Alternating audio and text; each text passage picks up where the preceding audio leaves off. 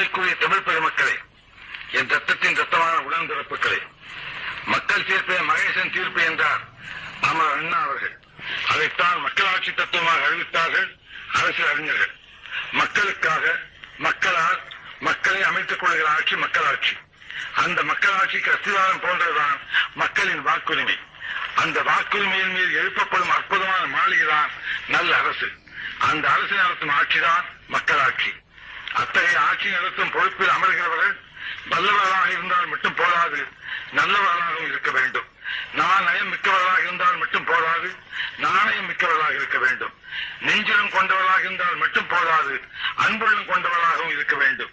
மக்கள் மீது அதிகாரம் செலுத்துபவர்களாக மட்டும் அமையக்கூடாது, ஆதரவு காட்டுபவர்களாகவும் விளங்க வேண்டும். இப்படி மக்களின் பிரதிநிதியாக ஆட்சிக்கு வருபவர்கள், அரசில் இடம்பெறுபவர்கள் தூய்மையானவர்களாக, தொண்டுள்ளம் கொண்டவர்களாக, ஏழை எளிய மக்களின் தோழர்களாக, எதிர்த்தேன் கவிழ்த்தேன் என்று பேசாதவர்களாக, அரசியல் அதிகாரம் என்பது மக்களுக்கு சேவை செய்யும் வாய்ப்பே தவிர மக்களை ஆட்சிப்படைக்கும் உரிமையை தரும் சாதனமாக கருதாதவர்களாக, மக்களோடு மக்களாய், மக்களின் தொண்டர்களாய் வாழ்ந்து காட்ட வேண்டும் என்பதுதான் அமரர் பேரறிஞர் அண்ணா அவர்கள் நமக்கு அளித்த அரசியல் நெறியாகும்.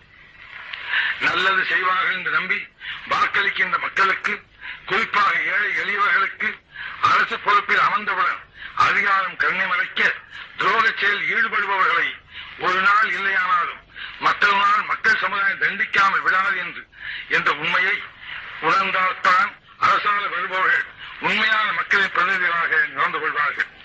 அரசியல் கட்சி நடத்துவது ஆட்சியை பிடிக்கத்தான், ஆட்சியை பிடிப்பது அதிகாரம் செலுத்தத்தான் என்ற அரசியல் சித்தாந்தங்களை வெறுத்து ஒதுக்கியவர் அவர் அண்ணா அவர்கள். ஆட்சியில் அமர்ந்ததும் ஏழை மக்களுக்கு ₹1 ஒருபடி அரிசி போட வேண்டும் என்றார்கள்.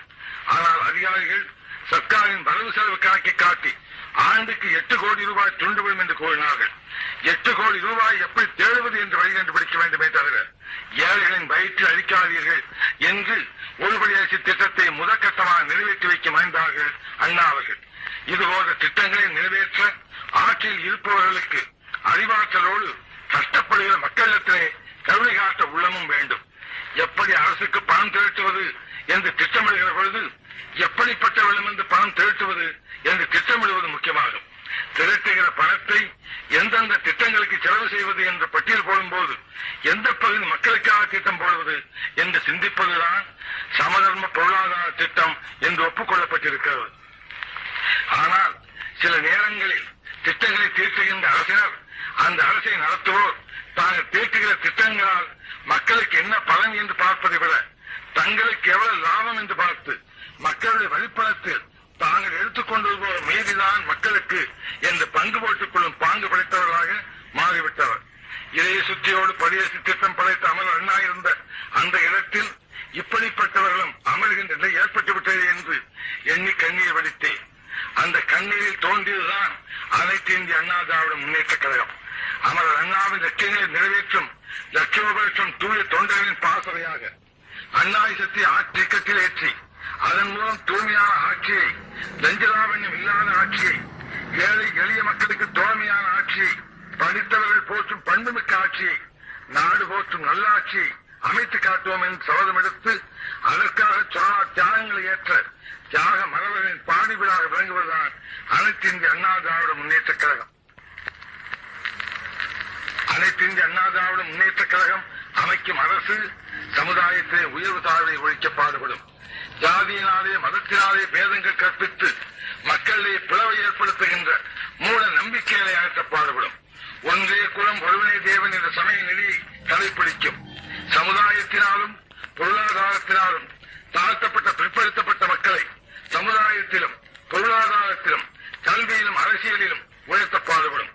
தொழிலாளர்களின், விவசாய பெருங்குடி மக்களின், கைத்தறி நெசவாளர்களின் வேதனையை போக்க உழைக்கும். சக்திக்கேற்ற உழைப்பு, தேவைக்கேற்ற வசதி என்ற சமதம் பொருளாதார சித்தாந்தத்தை நோக்கி திட்டங்கள் தீட்டப்படும். அமைப்புகளுக்கு உட்பட்ட தொழிலாளர்களின் நலம் பேணுவது மட்டுமின்றி அமைப்புகளே இல்லாமல் நாளெல்லாம் கஷ்டப்படும் கட்டிட தொழிலாளர்கள், கல்லுழைப்போர், மூட்டை சுமப்போர், கூலி வேலை செய்வோர், பார வண்டி இழுப்போர் போன்ற லட்சக்கணக்கான தொழிலாளர்களின் நல்வாழ்விற்கு சிறப்பான திட்டங்கள் தீட்டும். ஆண்டில் பாதி நாள் விவசாய தொழில் ஈடுபட்டு மீதி நாளில் கஷ்டப்படும் விவசாய தொழிலாளர்களுக்கு கிராமங்களில் ஏற்படுத்துவது குறித்து திட்டங்கள் தீட்டி நிறைவேற்றும். ஆண்டுதோறும் திட்டங்கள் தீட்டும் போது சமுதாயத்தில் பின்தங்கியவரின் நலன்களுக்கு முதல் இடம் தரப்படுவதைப் போல் நாட்டின் பின்தங்கிய கிராமப்புற திட்டங்களுக்கும் முதல் இடம் கொடுக்கப்படும்.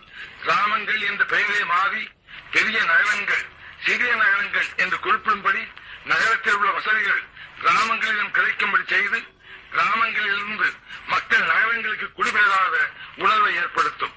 படித்தவர்கள் பல்வேறு தொழில்களிலும் ஈடுபடும் அளவில் திட்டங்கள் தீட்டும். திட்டமிட்ட பொருளாதார வளர்ச்சி அடைய தொழில் திட்டங்களை நிறைவேற்றும். கலைகள் வளர்க்கப்படும், கலை செல்வங்கள் பாதுகாக்கப்படும், கலைஞர்கள் பாராட்டப்படுவார்கள், பாதுகாக்கப்படுவார்கள். யாமறிந்த மொழிகளிலே தமிழ் மொழி போல் இனிதாவது எங்கும் காணோ, தேமது தமிழோசை உலகமெல்லாம் பரவும் வகை செய்தல் வேண்டும் என்று தேசிய மகாகவி சுப்பிரமணிய பாரதியார் பாடியதைப் போல தாய்மொழியாம் தமிழ் மொழியின் சிறப்பினை உலகமெல்லாம் பரப்பும். இந்தியாவின் ஒற்றுமையை வளர்த்து இறையாண்மை காக்க பாடுபடும். மக்கள் தொகையில் சரிவாரியான தாய்க்குலம் சமுதாயத்திலே பெற வேண்டிய இடத்தை பெறாதாலேயே நமது நாடும் அடைய வேண்டிய முன்னேற்றத்தை அடைய முடியவில்லை. பெண்கள் கல்வி, பெண்கள் உயர்வு, பெண்கள் உத்தியோகம் என்றெல்லாம் பேசுகிறோம். பெண்கள் சமுதாயம் உண்மையான சுதந்திரம் பெற்று வாழ்வின் எல்லா துறைகளிலும் சமபங்கு பெற்றால்தான் நாடும் முன்னேறும், நாமும் முன்னேறுவோம்.